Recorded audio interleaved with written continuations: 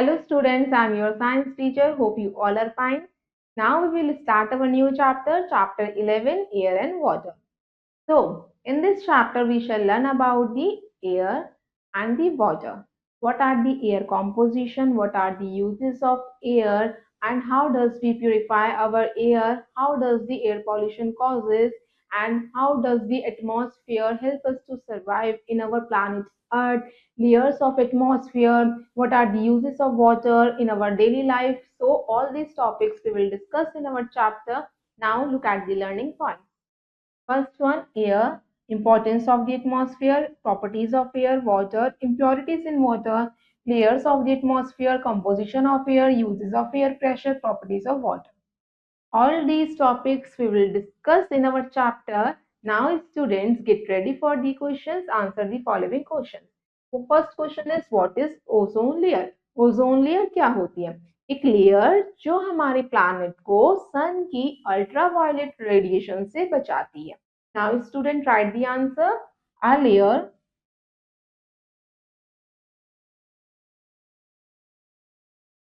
that protects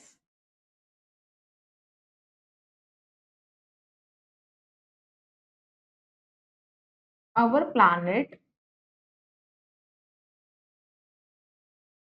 from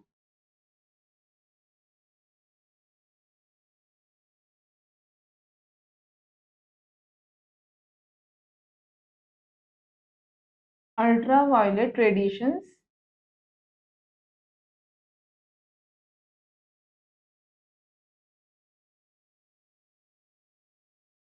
of sun.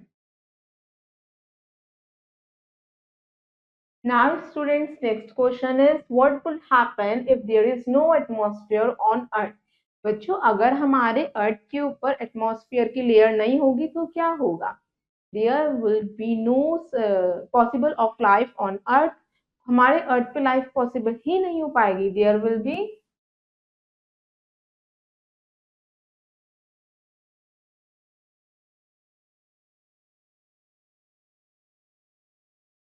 no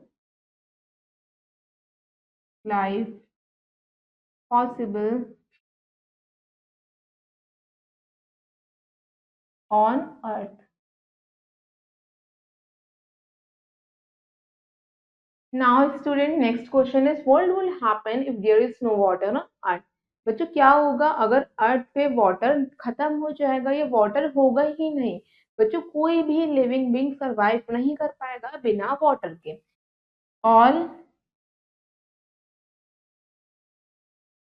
living beings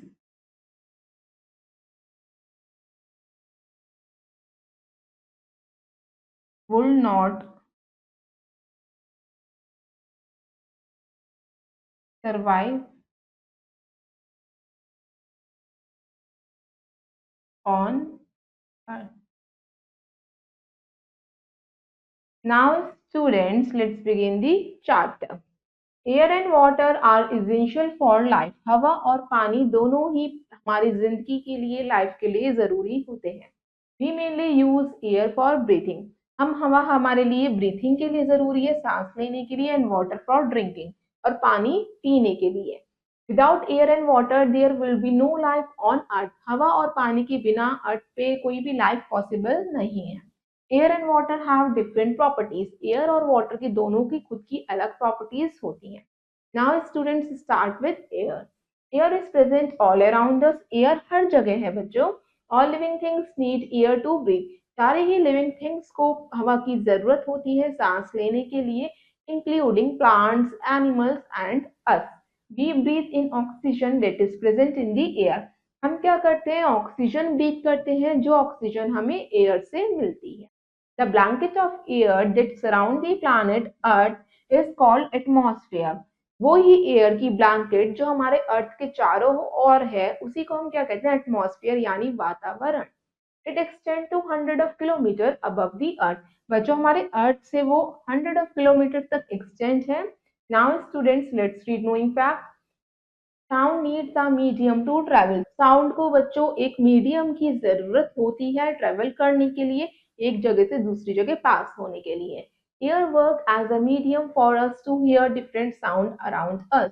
air क्या करती है, उस मीडियम का काम करती है जिसकी वजह से आप एक दूसरे की आवाजें सुन पाते हैं। On the surface of the moon when there is no atmosphere no sound can be heard. बच्चों जहाँ पे ये हवा नहीं होगी, एटमॉस्फेयर नहीं होगा, वहां पे हम एक दूसरे की आवाजें नहीं सुन सकते, just like on the moon, चांद पे नहीं। Now students, next topic is layers of the atmosphere. हमारे एटमॉस्फेयर के कौन-कौन से लेयर्स होते हैं उसके बारे में हम समझते हैं। The atmosphere has the following layers. Start with the troposphere. The layer closest to the earth surface is called the troposphere. बच्चों जो लेयर हमारे अर्थ के सबसे पास होती है वो हमारी ट्रोपोस्फेयर होती है। It extend up to 15 kilometre from the ground. बच्चों ये हमारे ग्राउंड से 15 किलोमीटर तक एक्सटेंड रहती है। It is the thickest layer. ये सबसे हमारी थिकेस्ट लेयर होती है, मोटी लेयर होती है। All the weather changes take place on this layer. बच्चों जो भी सारे वेदर चेंज होते हैं, मौसम बदलते हैं, वो ट्रोपोस्फेयर में ही होते हैं। The living being live here as plenty of oxygen is available for breathing. बच्चों जो आपको ऑक्सीजन गैस मिलती है वो ऑक्सीजन गैस इसी ट्रोपोस्फेयर में होती है। Now students, here is the image of layers of atmosphere. First one is troposphere, second stratosphere, mesosphere, thermosphere and last one is exosphere। और बच्चों ये ओजोन लेयर जो होती है वो स्ट्रेटोस्फेयर के अंदर ही होती है। Now let's see stratosphere। Stratosphere forms the next layer। It extends from 15 kilometer to about 50 kilometer from the ground। बच्चों जो स्ट्रेटोस्फेयर होती है वो 15 किलोमीटर से 50 किलोमीटर तक एक्सटेंड रहती है। It has the ozone layer which protects the earth from harmful ultraviolet radiations from the sun that jet planes fly in this layer। बच्चों इसी लेयर में क्या होता है, हमारे ओजोन लेयर होती है स्ट्रेटोस्फेयर के अंदर, जो हमारे अर्थ को सन की अल्ट्रावायलेट रेडिएशन से बचाती है, यूवी रेज से बचाती है। और जो सारे जेट प्लेन्स जो फ्लाई करते हैं वो हमारे स्ट्रेटोस्फेयर में ही फ्लाई करते हैं। Next is mesosphere lies above the stratosphere. Mesosphere ऊपर होती है, थर्ड लेयर है स्ट्रेटोस्फेयर के ऊपर। It extend from 50 kilometre to 80 kilometre. बच्चों यह एक्सटेंड रहती है 50 से 80 किलोमीटर तक। Many meteoroids burn up in this layer when they enter the earth atmosphere। बहुत सारे जो meteoroids होते हैं वो इसी मेसोस्फेयर में बर्न हो जाते हैं, अर्थ पे एंटर नहीं कर पाते। Next is thermosphere is the fourth layer। It extends from 80 kilometer above the earth surface to outer surface। Thermosphere बच्चों हमारी 80 किलोमीटर से ऊपर होती है। Air temperature increases with height and can rise to as high as 3000 degree Fahrenheit. बच्चों ये temperature जो है यहाँ जैसे जैसे हम ऊपर जाते रहेंगे थर्मोस्फेयर के, तो टेम्परेचर हमारा बढ़ता चला जाएगा और कितना हो जाएगा 3000 डिग्री फ़ारेनहाइट तक का। This layer is known as the upper atmosphere. इस लेयर को बच्चों हम अपर एटमॉस्फेयर भी कहते हैं। Space shuttles orbit the earth in this layer. जो स्पेस शटल्स अपनी ऑर्बिट पाथ बनाते हैं वो इसी लेयर में बनाते हैं। Now last one is exosphere is the fifth layer of the atmosphere। The air here is very thin। बच्चों बहुत कम हवा जो है exosphere में पाई जाती है। Beyond the exosphere is a vast empty space। exosphere के बाहर क्या है, बहुत बड़ा स्पेस है। There is no air in this space। और उस स्पेस में बिल्कुल भी हवा नहीं होती। Artificial satellites orbit the earth in this layer। जो सारी हमारी सैटेलाइट्स हैं वो इसी लेयर में होती हैं, इसी लेयर में राउंड करती हैं। Now students, let's read knowing fact। Another layer called ionosphere is a part of the thermosphere। Thermosphere का ही पार्ट हमारा ionosphere होता है। You can listen to some radio programs because of the ionosphere। ionosphere में radiations होती हैं जिसकी वजह से आप सारे ही रेडियो प्रोग्राम सुन पाते हैं। Now students, next topic is importance of the atmosphere। Atmosphere की इंपॉर्टेंस क्या है, क्यों जरूरी है atmosphere. Some of the ways in which the atmosphere is useful for us. कुछ वेज हैं जिसकी वजह से एटमॉस्फेयर हमारे लिए बहुत जरूरी है। Look at the first point. It keeps our planet warm. बच्चों हमारे प्लैनेट को वार्मथ रखता है atmosphere. Next, it provide us with air to breathe. बच्चों एटमॉस्फेयर से ही हमें हवा मिल पाती है जिस हवा से हम ब्रीथ करते हैं। The ozone layer in the atmosphere absorb the harmful ultraviolet rays of the sun।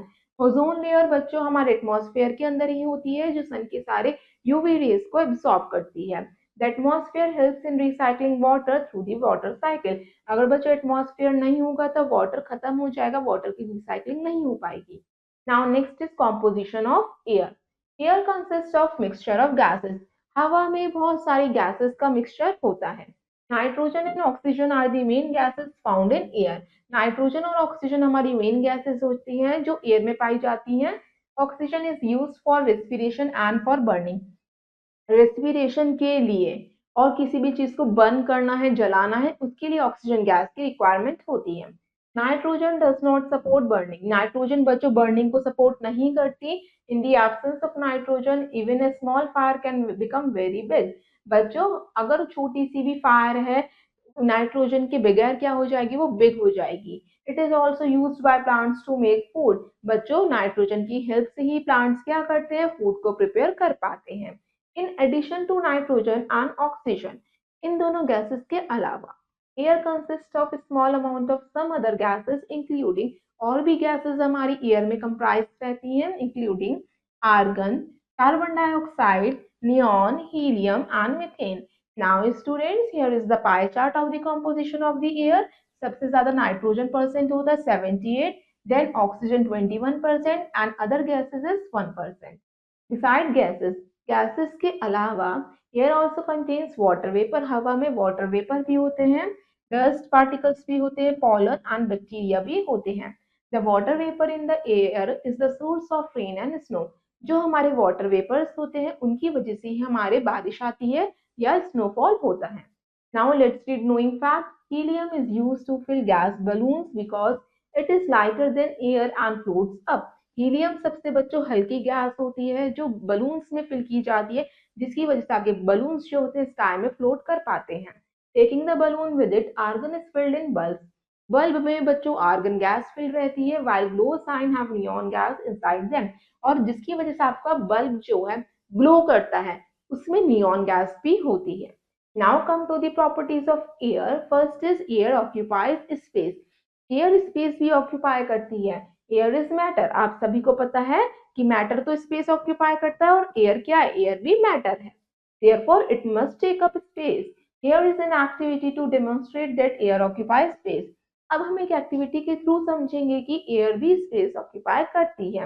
Now इसके लिए आपको कुछ थिंग्स की रिक्वायरमेंट होगी। अ टम्बलर, जैसे आप ले भी सकते हैं, टब ले सकते हैं, water and a bottle. Now अब आपको क्या प्रोसीजर फॉलो करना है, मेथड है आपका।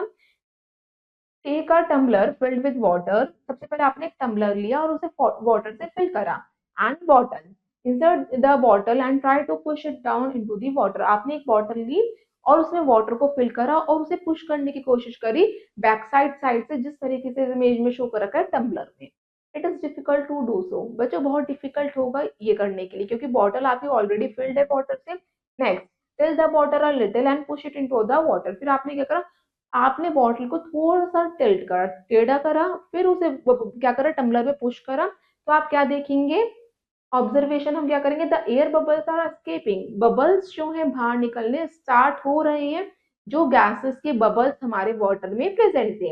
And water is entering the bottle, और खाली जगह जैसे ही बबल्स बाहर निकल रहे हैं और उस प्लेस पे हमारा वाटर बॉटल में फिल हो रहा है। The air as it moves out of the bottle is replaced by the water and make air bubbles, proving it air take up space. जैसे जैसे एयर बबल्स फॉर्म हो रहे हैं, इससे हमें ये पता चल रहा है एयर गैसेस पार्टिकल्स जो है अपनी स्पेस लेना स्टार्ट कर रहे हैं। Now next is air exert pressure. Air जो है प्रेशर भी एक्सर्ट करती है। Air pressure is the force exerted on our body by the weight of air molecules. Air molecules अपने वेट के अकॉर्डिंग प्रेशर एक्सर्ट करते हैं। To prove this, now things are required, a water bottle and a screwdriver. आपने water bottle ली और एक screwdriver लिया।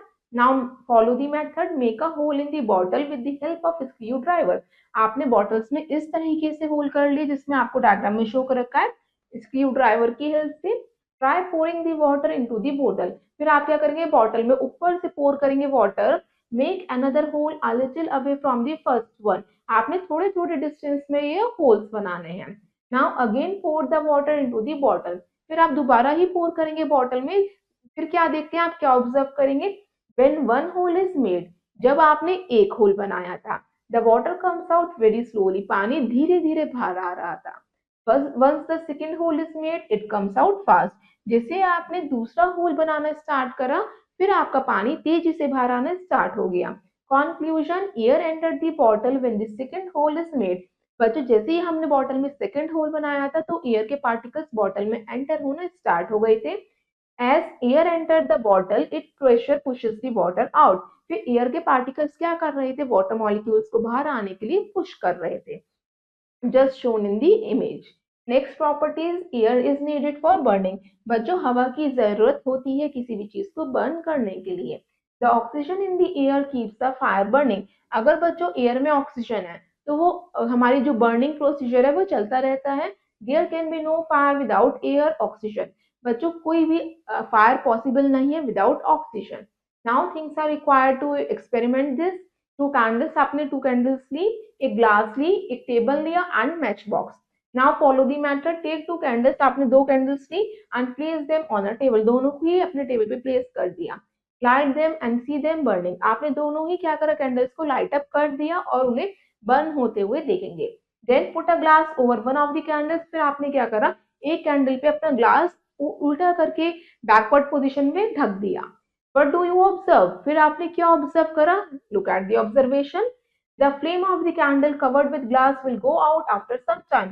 जो फ्लेम थी कैंडल की वो बुझ जाएगी कुछ समय के बाद. This is because the candle will use up all the oxygen present in the glass. जो ग्लास में ऑक्सीजन थी, जब तक ग्लास में ऑक्सीजन थी हमारी कैंडल बंद कर रही थी. जब उसने सारी ऑक्सीजन को यूज कर लिया तब हमारी कैंडल क्या थी? ब्लो ऑफ हो गई.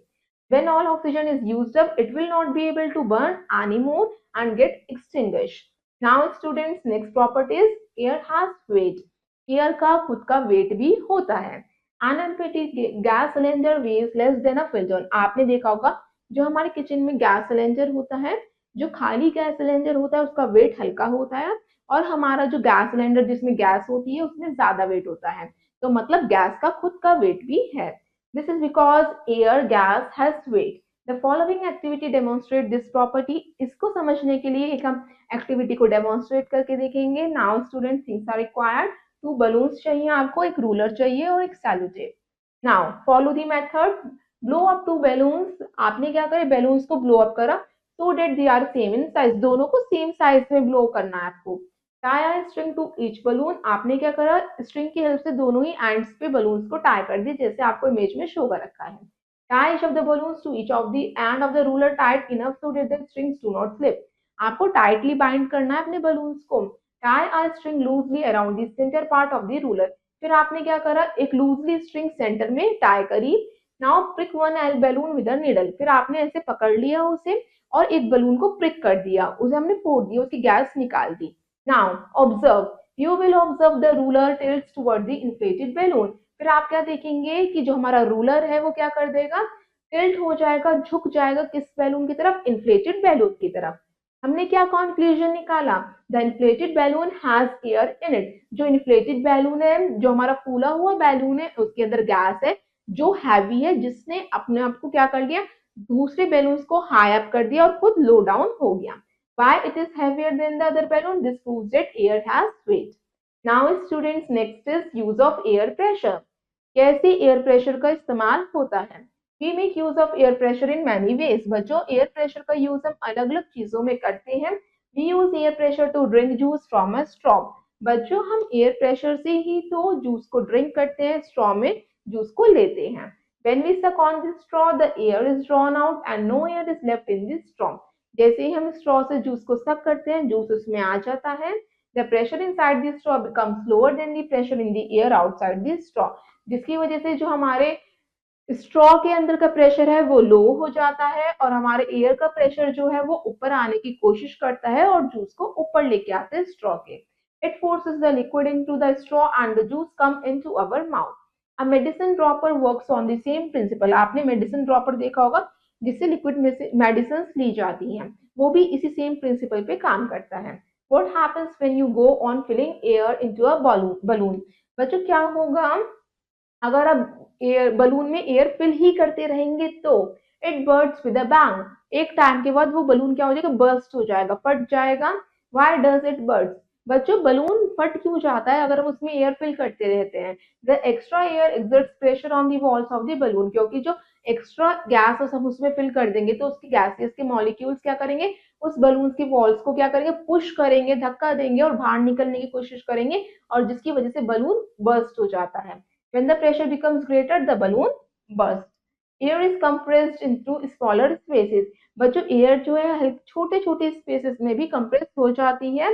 Tyres filled with compressed air can support, जो टायर्स जिसमें कंप्रेस्ड एयर भरी जाती है जैसे बाइसाइकिल्स टायर होते हैं, cars, buses, truck and even aircraft में भी।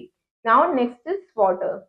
अदर देन एयर, हवा के अलावा, water is the most important substance needed by living beings. पानी बहुत जरूरी सब्सटेंस होता है हर एक लिविंग बींग के लिए। Life on earth is not possible without water. बच्चों लाइफ पॉसिबल ही नहीं अर्थ पे बिना पानी के। We need water for many purposes. हमें हर एक एक्टिविटी में पानी की जरूरत होती है, सच एज पीने के लिए, ड्रिंकिंग, कुकिंग, खाना पकाने के लिए। Plants also need water to prepare their food. बच्चों पेड़ पौधों को भी पानी की जरूरत होती है खाने को प्रिपेयर करने के लिए। About 70% of the earth surface is covered with water. बच्चों हमारे अर्थ सरफेस पे 70% पानी ही है। Water फिल्स the ocean. पानी कहाँ कहाँ पे है, सोर्सेस कौन से हैं? ओशन, समुद्र, सीज, रिवर्स एंड लेक्स, ये सारे हमारे क्या है जहाँ पे पानी है। It also found inside the crust of the earth as ground water. कुछ पानी हमारा जमीन के अंदर भी है, अर्थ क्रस्ट के नीचे है, उसे हम कहते हैं ground water. Now students, here are the some water bodies image: ocean, sea, river and lake. Now let's see rainwater. Rainwater is the main source of water on the earth. Rainwater यानी बारिश का पानी हमारे अर्थ पे main source है पानी का। It is the purest form of natural water and free from impurities. जो बारिश का पानी होता है वो हमारा प्योर होता है और उसमें कोई भी इम्प्योरिटीज नहीं होती। ये बारिश का पानी कैसे फॉर्म होता है, how is it form? There is a constant cyclic movement of water throughout the earth. बच्चों एक पूरा साइक्लिक मूवमेंट होता है जिसके थ्रू हमारा ये रेन वाटर फॉर्म होता है, which is called water cycle, जिसे हम वाटर साइकिल कहते हैं, जो हमारे वाटर को रिसाइकिल करता है अर्थ से एटमॉस्फेयर में वापस अर्थ पे। We already know that the heat of the sun evaporate the water from the water bodies. बच्चों हम सभी को पता है जो सूरज की गर्मी होती है वो पानी को भाप में बदल देती है। दिस वाटर राइजेज अप, फिर वो पानी जब वो भाप में बदल जाता है हमारे एटमॉस्फेयर में चला जाता है and changes into water vapour. During this process of evaporation, जब हमारा इवोपरेशन होता है, impurities are left behind in the water bodies. जब हमारा पानी सारा वाटर वेपर में चेंज होकर एटमॉस्फेयर में चला जाता है, सारी गंदगी इम्प्योरिटीज जो होती है हमारी वाटर बॉडीज में रह जाती हैं। When the water vapor goes high up in the atmosphere, it condenses to form clouds. फिर जब वो ऊपर जाता है, जब वो कूल होना स्टार्ट होता है, तब वो क्लाउड की फॉर्मेशन ले लेता है। The water drops in the clouds condense further to form bigger drops. फिर जो हमारा वाटर वेपर होता है वो हमारा लिक्विड फॉर्म में चेंज होता है और उसमें वाटर ड्रॉप्स कलेक्ट होनी स्टार्ट हो जाती हैं क्लाउड्स में। These drops become heavier and fall on earth in the form of rain or snow. जब ये ड्रॉप्स हेवी हो जाती हैं तब बारिश होती है और यह स्नो होती है। दिस इज कॉल्ड प्रेसिपिटेशन, उसी को हम प्रेसिपिटेशन कहते हैं। This cycle of evaporation, condensation and precipitation continue in nature. यही हमारी वाटर रिसाइकिल चलती रहती है जिसे हम वाटर साइकिल कहते हैं। Now students, here is the image of water cycle. यह हमारा सबसे पहले वाटर बॉडी में कलेक्शन ऑफ वाटर है, फिर सूरज की गर्मी की वजह से ये वाटर जो है वाटर वेपर में चेंज हुआ, this process is called evaporation. फिर वो वहां पे जाकर क्लाउड्स का फॉर्मेशन चेंज हुआ, उसे हम कहेंगे कंडेंसेशन। फिर जब हमारे वाटर ड्रॉपलेट्स ज्यादा हो जाते हैं क्लाउड्स के अंदर, फिर उसमें रेन होती है, बारिश होती है, उसी को हम कहते हैं प्रेसिपिटेशन। बारिश की वजह से वापस से हमारे वाटर बॉडीज में वाटर कलेक्ट हो जाता है। It is called the water cycle. Now properties of water. Water is a highly unusable substance with various unique properties. बच्चों वाटर एक अनयूजेबल सब्सटेंस है, मतलब उसे हम बिना यूज कर ही नहीं रह सकते, उसकी खुद की एक यूनिक प्रॉपर्टीज हो सकती हैं। These properties make it use important and essential in our daily life. बच्चों वाटर की प्रॉपर्टीज ही इसे एसेंशियल इंपॉर्टेंट बनाती हैं हमारी डेली लाइफ में। Water act as the universal solvent. Water बच्चों एक यूनिवर्सल सॉल्वेंट होता है जिसमें सारी ही चीजें ज्यादातर डिजोल्व हो जाती हैं, because it dissolve many things. बच्चों पानी का ना कोई कलर होता है, इट हैज नो कलर, ना कोई टेस्ट होता है और no smell. Water is found in all three states of matter. बच्चों वाटर तीन तरीके से स्टेट्स में पाया जाता है। First one is liquid, second solid and last one is gas. Water can absorb a lot of heat, पानी बहुत ज्यादा हीट को एब्जॉर्ब कर सकता है, that is why it is valuable to industries, इसलिए पानी का इस्तेमाल इंडस्ट्रीज में किया जाता है। It also used as a coolant in vehicles, बच्चों पानी का इस्तेमाल व्हीकल्स में कूलेंट के रूप में भी किया जाता है। Now students let's read knowing fact. When it is very cold mostly on hilly areas, जब ज्यादा ठंड होती है पहाड़ी इलाकों पे, वाटर वेपर फ्रीजेस, पानी क्या हो जाता है, जम जाता है and falls down in the form of snowflakes, और फिर वो वाटर वेपर्स के मॉलिक्यूल्स जो हमारे एटमॉस्फेयर में होते हैं वो स्नोफ्लेक्स के फॉर्म में हमारे अर्थ पे आते हैं। दिस इज कॉल्ड स्नो, जिसे हम कहते हैं बर्फ का गिरना। Now let's see impurities in water. Impurities in water are of two kinds.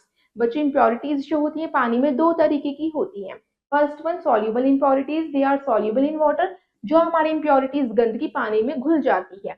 Example salt many chemicals, बच्चों जैसे सॉल्ट, ये बहुत सारे केमिकल्स जो होते हैं हमारे पानी में घुल जाते हैं। Next one is insoluble impurities, these are insoluble in water, example mud और oil, जो हमारी impurities पानी में घुल नहीं पाती जैसे मड और ऑयल, मिट्टी या तेल। नाउ रिमूविंग insoluble impurities, जो हमारी impurities पानी में नहीं घुलती उन्हें हम पानी से अलग कैसे कर सकते हैं।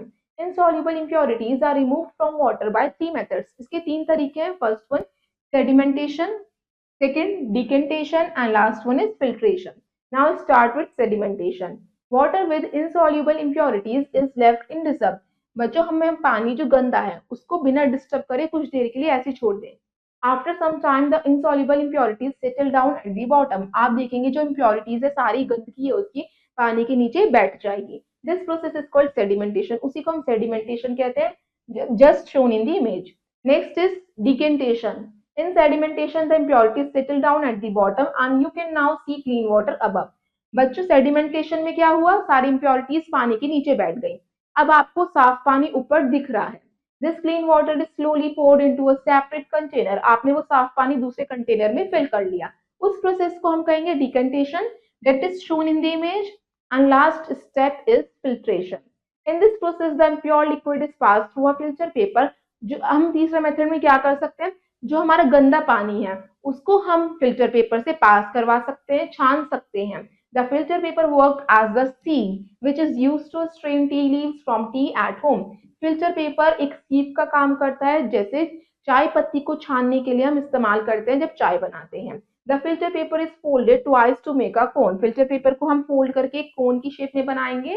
This cone is capped inside the funnel, फिर उस फिल्टर पेपर के कोन को हम फनल के अंदर रखेंगे। A flask is kept below the funnel, और फिर हम उस फनल को फ्लास्क के ऊपर रखेंगे, जस्ट शोन इन दी। बच्चों ये हमारा फ्लास्क है और ये हमारा क्या है, फनल, ये हमारा फनल होता है।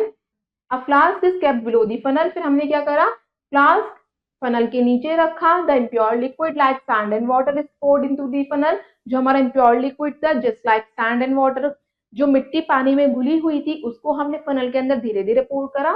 The water seeps through the filter paper, पानी आप देख रहे हैं कैसे नीचे आ रहा है फिल्टर पेपर से, and accumulate in the flask, और वो हमारे फ्लास्क में एक्यूमुलेट कलेक्ट होना स्टार्ट हो गया। Whereas the insoluble impurities are left behind, जो हमारी इंसॉल्युबल इम्प्योरिटीज थी वो यहीं पे रह गई, ये हमारे कहाँ रह गई, फनल के ऊपर यानी फिल्टर पेपर के अंदर। इस तरीके से हमारा पानी फिल्टर हो गया फिल्ट्रेशन प्रोसेस से। Next is removing soluble impurities. We can separate soluble substance from water. अब जो हमारी, कैसे हम सेपरेट कर सकते हैं कोई भी सब्सटेंस को वाटर में से, जो हमारा सॉल्युबल हो जाता है, जो डिसॉल्व हो चुका है, उसे कैसे सेपरेट करेंगे। Soluble impurities can be separated by evaporation and distillation. जो भी हमारा इम्प्योरिटीज गंदगी पानी में डिसॉल्व हो गई हैं वो दो तरीके से अलग हो सकती हैं, एक evaporation, next is distillation. Now start with evaporation. It is the process of changing water into vapour on heating. Evaporation में हम पानी को वाटर वेपर में चेंज करते हैं गर्म करके। व्हेन वाटर इवोपरेट, जब पानी सारा इवोपरेट हो जाता है, भाप बन जाता है, it leaves all the dissolve impurities behind. उसके बाद सारी इम्प्योरिटीज ही बचती हैं हमारे कंटेनर में। Now let's see how. अब हम समझते हैं कैसे होएगा। Let's see an activity. First evaporation, इसके लिए आपको कुछ थिंग्स की रिक्वायरमेंट है। 10 टेबल स्पून ऑफ सॉल्ट लेना है, वाटर, एक पैन लेना है और एक gas stove. Now follow the method, mix the salt in the water to get a salt solution. आपने जो 10 सॉल्ट लिए हैं टेबल स्पून के, वो वाटर में मिक्स करेंगे। Heat the salt solution till the water evaporate. फिर आपने क्या करा, बाउल में वो सॉल्ट सॉल्यूशन को रखा और उसे हीट करा। जब तक सारा पानी इवोपरेट नहीं हो जाता। When we heat the salt solution, the water evaporate, leaving the salt crystal behind. फिर आप देखेंगे कि जब सारा पानी इवोपरेट हो गया तो सिर्फ क्या बचा आपके बाउल में, यहाँ पे बचे सिर्फ आपके सॉल्ट क्रिस्टल्स। तो बच्चों हमारा जो नमक था वो पानी में से किस तरीके से अलग हुआ, जो घुल चुका था इवोपरेशन मेथड से, ये हमने समझा। When this water vapor is allowed to cool, जो हमारा वाटर वेपर्स निकल रहे हैं भाप बन के, उसे अगर हम ठंडा करेंगे it changes into water again, वो पानी से दोबारा से भाप से पानी बन जाएगा। उसकी इस प्रोसेस को हम क्या कहते हैं, condensation. Now next is distillation. Distillation is the process by which we get pure water free of all minerals, salt and other impurities. Distillation एक प्रोसेस है जिसमें हमें बिल्कुल साफ पानी मिलता है, जिसमें ना केमिकल्स होते हैं ना इम्प्योरिटीज होती है। By evaporation and condensation we get pure distilled water. Evaporation और condensation से भी हमें pure distilled water मिला है। Water is first heated, इसमें भी पानी को सबसे पहले गर्म किया जाता है and then it evaporate, फिर उसे evaporate किया जाता है, वाटर वेपर में चेंज किया जाता है। The water vapour is cooled, इसमें वाटर वेपर को ठंडा भी किया जाता है। And it condense into water, फिर वापस से उसे वाटर में चेंज किया जाता है and collected into another flask, और उस साफ पानी को दोबारा से कलेक्ट किया जाता है दूसरे फ्लास्क में। That shown in the image special apparatus to get distilled water. Now students, let's see knowing fact. Salt is obtained from sea water by the method of evaporation. बच्चों समुद्र से जो नमक निकाला जाता है ना, वो इवोपरेशन के मेथड के थ्रू ही निकाला जाता है। Now next is purifying water at home. कैसे हम घर में पानी को साफ कर सकते हैं। Impure water contain disease causing germs. गंदे पानी में बच्चों बहुत सारे जर्म्स होते हैं जिनसे डिजीज हो सकते हैं। Drinking water can be made germs free pure by the following process. Drinking water को हमें जो पानी है अगर हम उसे जब ही पी सकते हैं अगर वो जर्म्स फ्री होगा। वो किस तरीके से होगा, look at the first point, boiling. The best way of purifying water to remove bacteria and germs is boiling. अगर आपको अपने वाटर को प्यूरिफाई करना है, जर्म्स और बैक्टीरिया को किल करना है, तो पानी उबाल सकते हैं, बॉईल कर सकते हैं। We should boil water for about 15 to 20 minutes. हमें पानी को कम से कम 15 से 20 मिनट तक बॉईल करना है। Second way, chlorination. The process of adding chlorine in water to kill germs is called chlorination. पानी में क्लोरीन की टैबलेट्स ऐड करके जर्म्स को किल किया जा सकता है, उसी प्रोसेस को हम क्लोरीनेशन कहते हैं। Chlorine is commercially available as tablet. Now let's read knowing fact. Distilled water is used in batteries. जो distilled water होता है जो मिनरल फ्री होता है उसे हम किस में यूज करते हैं बच्चों, बैटरीज में, कार्स में, इन्वर्टर्स में, इन साइंस लेबोरेटरीज में, और टू मेक मेडिसिन, और मेडिसिन में भी डिस्टिल्ड वाटर का ही यूज किया जाता है। Now students come to the moral of the chapter. The first key lesson we can learn from nature. पहली बात अच्छी हमने क्या चीज सीखी अपनी प्रकृति से, नेचर से, is how to practice patience and perseverance, कि कैसे हमें किसी भी चीज के लिए पेशेंस रहना चाहिए, काम रहना चाहिए, और उसे किस तरीके से प्रिजर्व करके रखना चाहिए। फिर हमने सीखा origin of discipline, beauty and art. Every element of her teaches us too many things but adapting even a person can change our lifes for good. अगर हम कुछ एलिमेंट्स को अपनी लाइफ में अडेप्ट कर लेंगे, just like discipline, beauty, art, तो इसे हम क्या करेंगे अपनी लाइफ में पेशेंस के साथ अडेप्ट करेंगे और हम इन्हें प्रिजर्व करके रखेंगे, तो हम अपनी लाइफ स्टाइल को, वेल बीइंग को इम्प्रूव कर सकते हैं। Now students let's have a quick look on the following point. First point, we mainly use air for breathing and water for drinking. बच्चों हमारे लिए दो चीजें सबसे ज्यादा जरूरी है, हवा सांस लेने के लिए और पानी पीने के लिए। The layer closest to the earth surface is called the troposphere. जो लेयर हमारे अर्थ सरफेस के पास होती है वो ट्रोपोस्फियर है। The ozone layer in the atmosphere absorbs the harmful ultraviolet rays of the sun. जो ओजोन लेयर होती है वो हमारे सारे सन की यूवी रेज को एब्सॉर्ब करती है, अर्थ तक आने से रोकती है। Air consist of a mixture of gases. Air में बहुत सारी गैसेस पाई जाती हैं। Life on earth is not possible without water. अगर अर्थ पे पानी नहीं होगा तो यहाँ पे लाइफ पॉसिबल नहीं है। Impurities are of two types. Impurities दो तरीके की होती है। फर्स्ट वन इज सॉल्यूबल, जो पानी में घुल जाती हैं, एंड इनसॉल्यूबल इम्प्योरिटीज, जो पानी में नहीं घुलती हैं। The best way of purifying water to remove bacteria and germ is boiling. अगर हमें अपने पानी से बैक्टीरिया और जर्म्स को रिमूव करना है तो हमें बॉइलिंग प्रोसेस यूज करना पड़ेगा, पानी को उबालना। Next and last, distillation is the process by which we get pure water free for all minerals, salts and other impurities. जो डिस्टिलेशन प्रोसेस है इसमें पानी को प्योर किया जाता है, उसे mineral free, impurities free, germs और बैक्टीरिया फ्री बनाया जाता है, और इसी डिस्टिल्ड वाटर का यूज हम अपनी कार्स, बैटरीज में भी करते हैं। Now students, rest of the exercise you will do yourself. I hope you all the students have understood this chapter. Thank you and have a nice day.